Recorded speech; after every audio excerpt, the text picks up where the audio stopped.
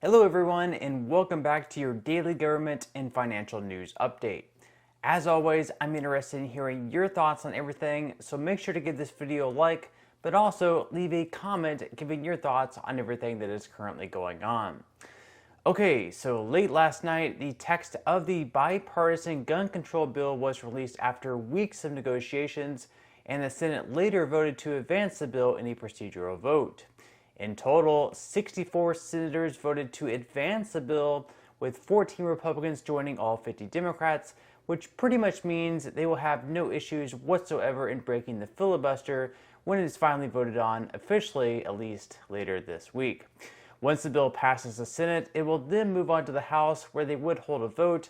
If passed there, of course, the bill would then land on President Biden's desk for his final signature. And so the 80-page bill, which I'm doubtful that any of the senators actually read in full, includes expanded background checks for gun buyers under the age of 21, grants for states that implement their own red flag laws, and offers additional funding for both school safety measures and mental health services. Furthermore, the bill also creates penalties for straw purchases of firearms, requires more gun sellers to register as federally licensed firearm dealers, and closes the so-called boyfriend loophole by prohibiting gun access for people convicted of domestic abuse against an intimate partner. Senate Majority Leader Chuck Schumer says he expects this bill to pass by the end of the week. And so more gun control is coming very soon, which I'm afraid really won't see any results, at least until the culture and mental health of this country changes for the better. Okay, so as I talked about a few days ago, the Biden administration is still considering a federal gas tax holiday. This essentially would save Americans 18.3 cents per gallon, which is great, I guess, but it's not really a long-term solution. Also, interestingly enough, Biden's former superior, Barack Obama, called a gas tax holiday a gimmick back in 2014 when it was also being considered, and now Biden is about to implement one. Here is Karine Jean-Pierre being asked about the possibility of a federal gas tax holiday. When it comes to the federal gas tax, former President Obama has called it a gimmick back when it was being considered during his administration. A number of Republican and Democratic congressional leaders over the years have said the same thing. It saves people a couple of dollars when they fill up, but it decimates the highway trust fund.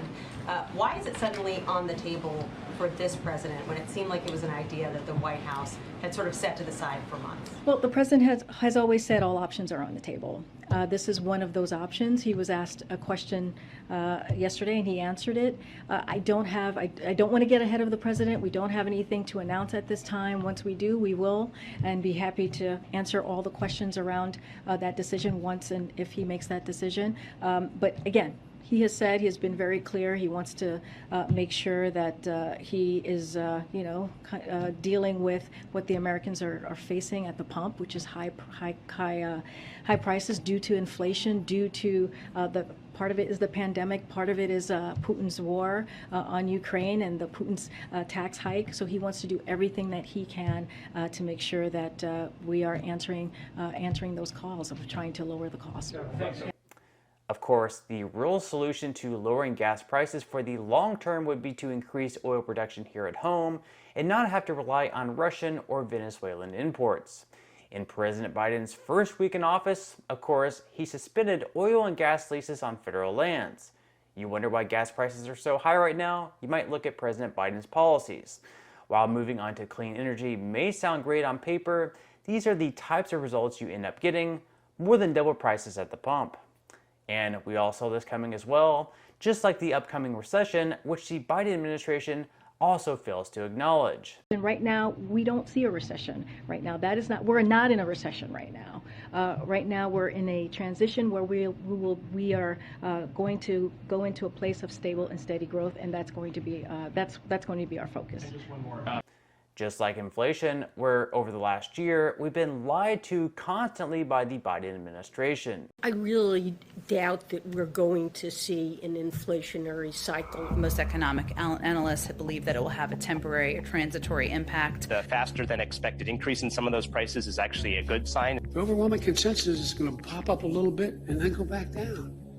No one's talking about this great, This is something that will settle down. Transitory. Transitory. And the data shows that most of the price increases we've seen were expected and are expected to be temporary. There's nobody suggesting there's unchecked inflation on the way. It's highly unlikely that it's going to be long-term inflation that's going to get out of hand. I don't know anybody who's worried about inflation. Over the last couple of months, we actually saw it trended downward. President Biden's chief of staff, Ron Klain, enthusiastically retweeted an economist who had said in part most of the economic problems we're facing, inflation, supply chains, et cetera, are high-class problems. What is the Granholm plan to increase oil production in America? Oh my God, that is hilarious. Well, the number one thing that the president can do is help get COVID under control. That we know is the root cause of inflation. President Biden this afternoon saying he thinks we're at the peak of the crisis right now and that lower prices are on the way. The inflation has everything to do with the supply chain. Make no mistake, inflation is largely the fault of Putin. I'm going to do everything I can to minimize Putin's price hike here at home. If you want to get rid of inflation, the only way to do it is to undo a lot of the Trump tax cuts. I think ever since you've come into office, things are really looking up. You know, gas is up, rent is up, food is up, everything. And while Democrats attempt to distract Americans from inflation with their January 6th committee and the evil insurrectionists, just the other day, we had some more insurrectionists welcomed at the Capitol, with 7 staff members of The Late Show with Stephen Colbert, yes, that's right, that show you watch every single night, I'm sure, being charged with unlawful entry after being detained by the U.S. Capitol Police. Fox News alert breaking right now. Word of a major breach of security on Capitol Hill. At least 7 people who work for the comedian Stephen Colbert were arrested and jailed last night for breaching the Capitol building. Here's what we know right now. Capitol Police were called around 8:30 p.m. Thursday night for a disturbance at the Longworth House Office building. These individuals, who we've confirmed work for The Late Show, were seen roaming the building while it was closed to visitors. Capitol Police say they did not have congressional IDs and were not authorized to be walking around without an escort. They were booked and they spent the night in jail.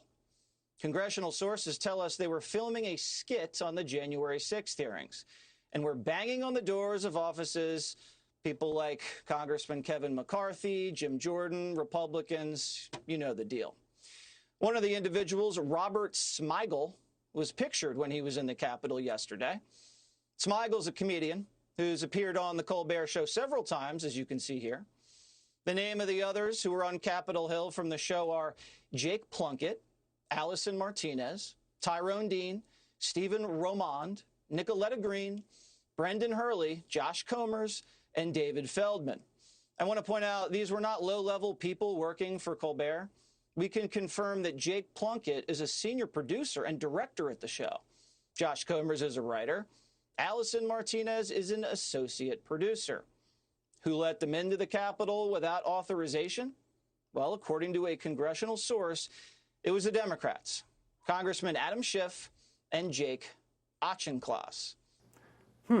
Makes you wonder how much coverage this story will get. Interestingly enough, despite widespread coverage of the January 6th hearings on our favorite, most trusted mainstream media sites such as CNN, MSNBC, CBS, and ABC, the Biden bike story has generated twice as much search traffic over the past week. It's like they have an agenda or something. In some money news, the Twitter board unanimously recommended that its shareholders vote to approve Elon Musk's takeover bid for $44 billion. Even though this doesn't make things official per se, Musk said that he's still waiting on the debt financing for the deal to come together, in addition to, of course, seeing the amount of fake accounts on the platform. Now, Twitter at the moment claims that fake accounts and bots make up less than 5% of its users, a very small amount, whereas Musk, on the other hand, believes that figure is at least 20%. Now, if data comes out that the number of fake accounts on Twitter is closer to the 20% mark rather than less than 5%, we could see Musk actually end up lowering his offer significantly. Despite markets dipping pretty significantly last week, we saw a pretty good rally yesterday to open up the week, with the S&P 500 jumping up by 2.45% and the Nasdaq up 2.54%. Of course, those huge gains could easily be wiped out with sell-offs today, and futures are already down, with the S&P 500 down 1.69% and Nasdaq futures down 1.92%. Now, at the moment, Bitcoin is currently in the low 20,000s. Whether or not that will dip once again below the $20,000 mark, we'll have to wait and see. Over the weekend, we did see that drop below 18,000, but is that going to be the low, or is it all up from here? Because just 1 month ago, we were in the 30,000s, and it looks like it was holding pretty steady with steady support right around the $30,000 mark. Then, of course, starting around June 12th, we saw that huge drop off slowly all the way down to 20,000. So is it going to continue showing support at 20,000, or could perhaps we see an even lower drop down to 13,000? Now, one strategist, Ian Harnett, actually predicts that Bitcoin could plunge even further down to a low of 13,000. So this low of 18,000, 20,000 may not actually be the official low. We could go down even further. There's no one that really knows for sure. We don't know when this bear market is going to end. Now, prices are certainly lower than they have been for quite some time, so it would be a pretty good time to get started investing if you haven't already. And if you are investing, it's a pretty good time to dollar cost average down. That's not financial advice. It's what I'm doing. I'm slowly buying in, taking advantage of these low prices.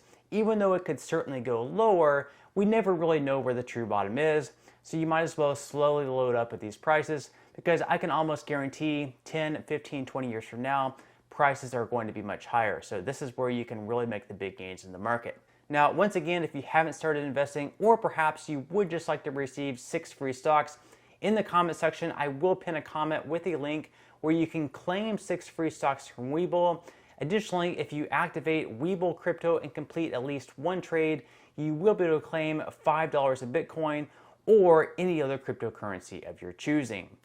But on that note, I'm going to go ahead and wrap up this video. If you enjoyed the content in today's video and you would like to see more like it, I would encourage you to give this video a like, subscribe to my channel, and also ring the notification bell.